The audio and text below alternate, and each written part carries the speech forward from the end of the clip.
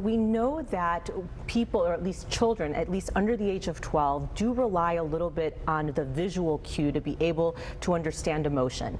They also, look at our mouth to be able to understand what we're even saying.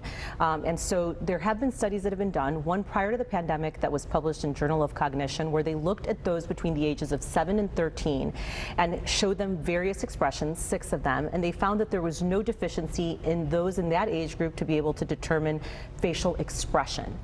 But in a study done during the pandemic, when they looked at those between the ages of 3 and 13, and they were asked to determine if they were able to judge emotion, and they showed them faces of those that showed anger, fear, or sadness, and then they also showed them with masks on and asked them to do fear, sadness, and those types of expressions.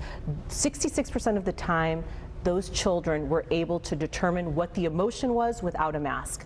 But when the mask was placed, only 20 to 28% of the time were they able to gauge the emotion. So there's definitely something about facial musculature and being able to gauge what someone might feel and the impact on being able to be an empathic human being.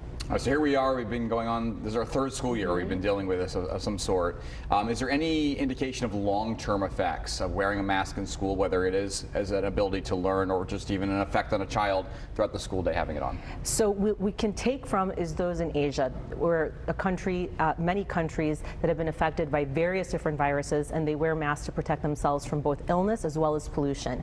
And in those countries, they have not found there to be any type of impact or negative impact on the ability for kids to eventually develop emotional, empathy and emotional intelligence. The thought is that children are very resilient, more adaptable than us adults, and that their learning is not linear. So that perhaps that this actually might be positive for them, and they might get better at learning body languages and other cues like tone of voice versus actual facial musculature movements to guide them. So being much more intuitive that way than what we were saying before with just noticing facial. Exactly. The CDC obviously says that mask wearing is important.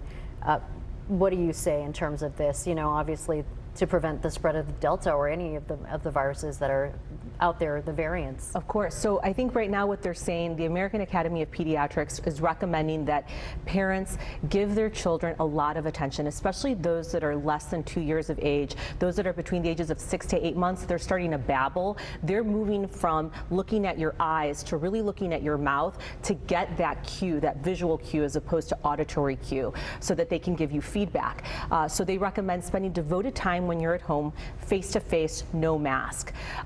If you are wearing a mask, really focusing on getting their attention first before you start to speak to them, and trying to really focus on the tone of voice versus yelling or screaming if you're trying to communicate something. And I think perhaps we're going to have to learn to verbalize the emotion. If we feel sad, verbalizing it to them versus expecting them to understand it based on a visual cue.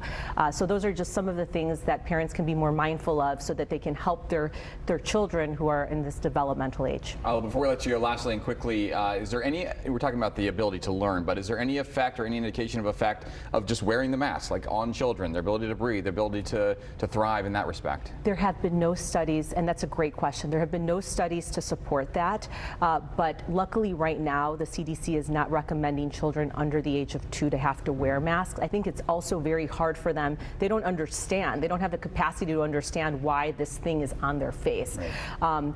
And but so for the older kids too, like the 10-year-olds, the 6-year-olds. Yeah, just from like a CO2 level and breathing back your own CO2, there hasn't been anything to suggest that it's going to have an effect on their development. But then again, we've only been dealing with this for the last year and a half. So we'll see. Well, as medical professionals, you guys actually wear them all the time. So. And I think that I'm doing okay still. Yeah. Great. Thank you very much, Dr. Thank Fabi. you guys. All right. Appreciate the insight.